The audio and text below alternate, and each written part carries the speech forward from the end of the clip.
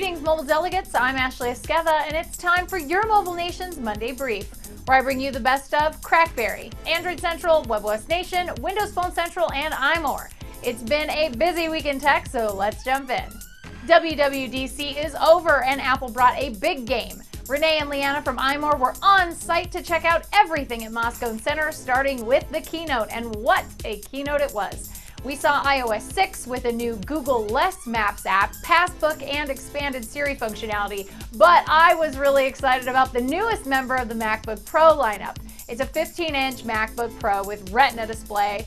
Not bad for the obsessed Apple fan in your life. It's a little on the pricey side though. The laptop starts at $2,200, which means I'm going to have to start charging Mobile Nations a lot more for these briefs. Just kidding, guys. If you want to read up about anything WWDC, iMore has it all on a handy coverage page, which you can find in the show links.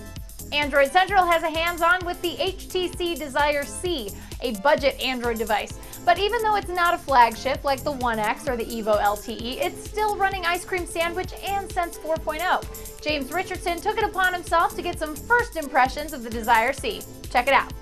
In terms of dimensions, it's a small device. The screen is only 3.5 inches. It's HVGA, I believe, 320 by 480 resolution. Straight out of the box, this one's running Ice Cream Sandwich, which is fantastic to see.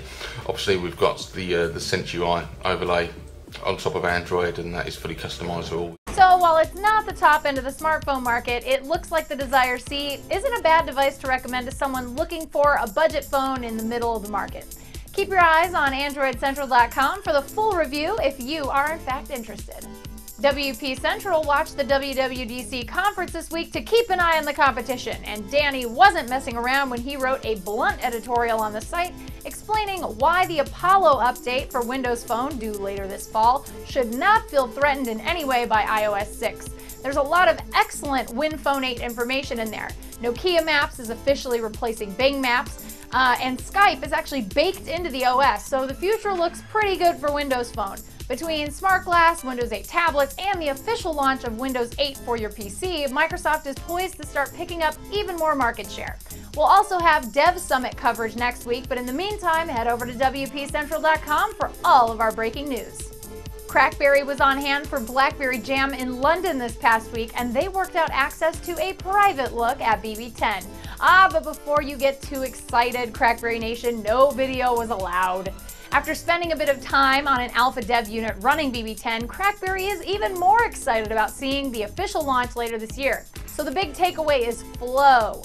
The way you'll be able to accomplish all those things a BlackBerry user needs to get done throughout the day will be enhanced by the way RIM is designing BB10's workflow. It's a long way from perfect, but there's a lot of potential in there, and I don't think anybody at Research in Motion or CrackBerry is quite ready to throw in the towel. The only missing pieces of the BB10 puzzle are compelling, beautifully designed hardware for RIM's newest OS to run on. So RIM, we are waiting to see those devices. That's it for your Mobile Nations Monday Brief. You can subscribe to our YouTube channel at youtube.com/mobilenations. Check out our network of dazzling, informative podcasts at mobilenations.com/shows. And you can follow me on Twitter at Ashley Esqueva. Nations, you have been briefed.